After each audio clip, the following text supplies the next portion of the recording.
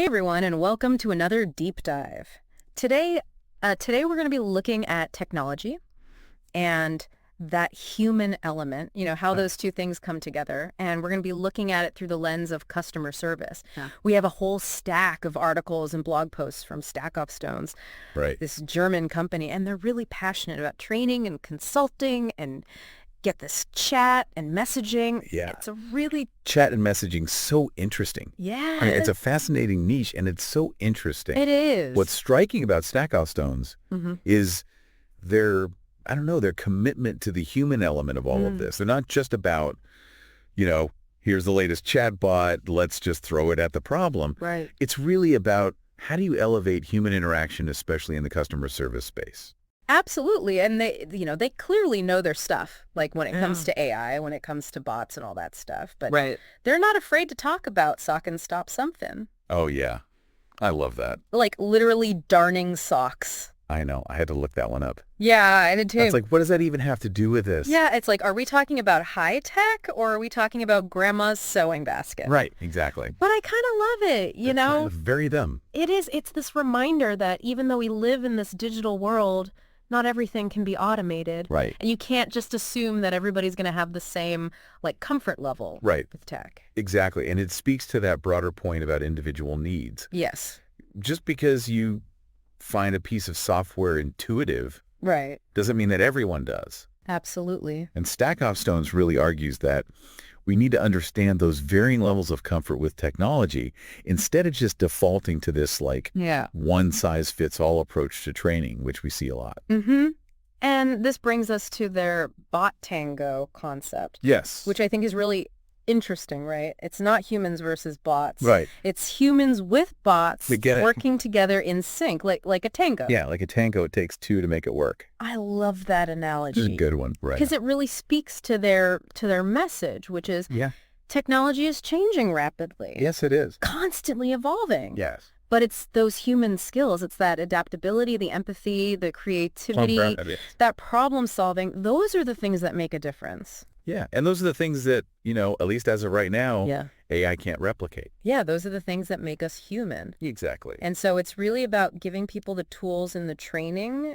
to really excel in this landscape. And to adapt to it. Yes. Because as you said, it's changing constantly. Exactly. And they have some really strong opinions about training and specifically what makes for effective training. Yes, how to do it well. And they have a word for ineffective training, and it's Mogulpakkung. Yes. And tell me you didn't have to look this up, too. I had to refresh my German a little bit. Okay, same. But it's a great word. It is a great word. It so perfectly captures their critique of so much of the training that's out there. Yes. So for our listeners who haven't brushed up on their German lately, what is Mogulpakkung? Okay, so imagine you buy like a bag of chips. Okay. Right. And it looks like the same size as it always has. Right. But you open it up, and they've sneakily put less inside. That is a Mogulpakkung. I see. It's a package that tricks you with its appearance. Right. And StackofStones is saying this happens all the time with training.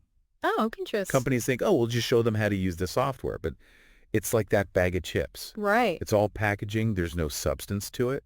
I see. So how do we avoid the dreaded Mogulpakkung when it comes to training? Right. What do they propose we do instead? Well, they're really big proponents of something called blended learning. Okay. Which is a much more, I think, holistic and, frankly, human-centered approach. So bring that down for me. What does that mean? What makes it so special? So it's this idea that you're combining different learning methods, right? So instead of just like, here's an online course, good luck. Right. You're thinking, okay, maybe we do some online modules. Yeah. But we also do some in-person workshops, some interactive exercises. Okay. Really kind of tailoring it to the learner's needs and the specific skills that they need to be successful. So not just teaching someone how to use the software, but how to use it well and how to use it in a real-world setting. Exactly. To actually achieve something. Yeah, and it goes back to their point about software being intuitive, right? Yeah. StackofStones is very skeptical of this idea that just because something looks easy to use, that it actually is easy to use. Oh, absolutely. I mean, how much of us actually use all the features on our smartphones? Right, exactly. I know I don't. So when it comes to something as critical as customer service, where Right. every interaction that someone has with your company really reflects on the company as a whole. Yeah. You can't just cross your fingers and hope that the training is good enough. Right. You really need to be intentional about it. Absolutely. And so I think, again, this Mogulpakkung analogy is so relevant here. Yeah, it is. Because it's don't be fooled by the packaging. Make sure there's actual substance. Right. Make sure the training actually trains. Yes, exactly. Fantastic. So they seem to be particularly interested in this move away from traditional phone support Yes. to more of this text-based communication. And in fact, they even call out this kill voice trend. Yes. So is somebody coming for our vocal cords? Is that what's happening here?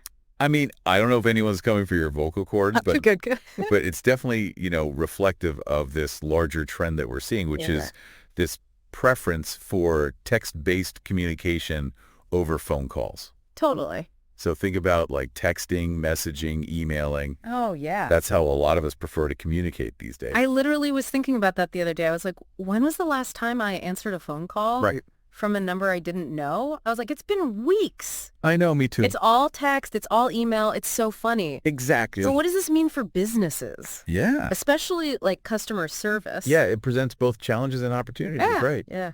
Okay. It means they have to adapt to these new channels, right? They have to train their customer service agents accordingly. Right. And this is where StackofStones comes in. Okay. They really help companies navigate this transition. Yeah. And they stress the importance of well-crafted text posting. Text posting. Yes. Okay, first of all, I'm going to butcher that probably. That's right. But second of all, that doesn't sound very exciting. I know, it sounds a little dry, right? Like text blocks? Really? Is that what we need special training for? I know, but it's more nuanced than you might think. Okay. So effective text posting are actually really crucial for both efficiency and customer satisfaction. Really? Yeah. So imagine you're a customer service agent Okay. and you're juggling multiple chats at once. Right, which is the job. Exactly right. Having a library of these pre-written responses for common questions means that you can provide quick and consistent service. Right. You're Yeah. not having to reinvent the wheel every time. That makes sense. So it's about working smarter, not harder. Okay, so it's like having a starting point, and then you can kind of customize and bring your own personality to it. Exactly. So you're not having to come up with everything off the top of your head while you've got 15 chats going at the same time. Right. You're not having to write a novel Right. every time someone asks you about the return policy. Okay, that makes a lot of sense. Yeah. But then how do you avoid it sounding robotic or impersonal? Right. Because, people still want to feel like they're talking to a human, even if it is through a chat box. Absolutely. And that's the million-dollar question, right? Yeah. Right. And it's something that StackofStones emphasizes. Okay. These text blocks, these text posting, shouldn't be rigid scripts. Right. They should be more like building blocks I see. that you can then customize and personalize for each interaction. Okay. So it's about striking that balance between efficiency Okay. and that genuine human connection. I like that. I like that a lot. And that focus on the human element, like we've been talking about, that's really evident, I think, in their whole approach. Absolutely. And speaking of human experiences, they have this case study Yes. about this company called Sofort GmbH. Yes. Can you tell us a little bit about that? Yeah, so Jetzifer GmbH is a fictional company, Okay. but they were very eager to implement a learning management system. Okay. LMS. An LMS, exactly. Actually- But they were so caught up in the excitement of this new technology. Oh, I've been there. Right, So easy to get distracted by the shiny new toys. exactly. That they kind of forgot about the humans who would actually be using it. Yeah, you can get so caught up in the tech that you forget about the practicalities. Exactly, and I think that's why this story is so important, right? Right. It's a reminder that even with the best intentions, things can go wrong if you don't consider that human element. So what happened with this company? Did their fancy new LMS just totally flop because they forgot about the human element? Well, it wasn't an immediate disaster, Okay. but it definitely didn't go as smoothly as they had hoped. Okay. So they poured all this money into this top-of-the-line LMS, thinking it would solve all their problems. Right. But they didn't provide adequate support or guidance to their employees.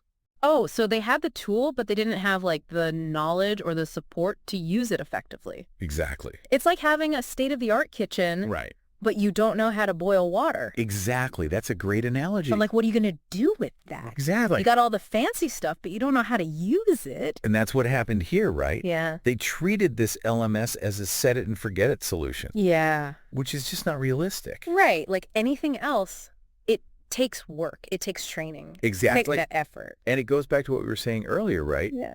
StackofStones really emphasizes throughout all of their writing that just having the technology is not enough. Right.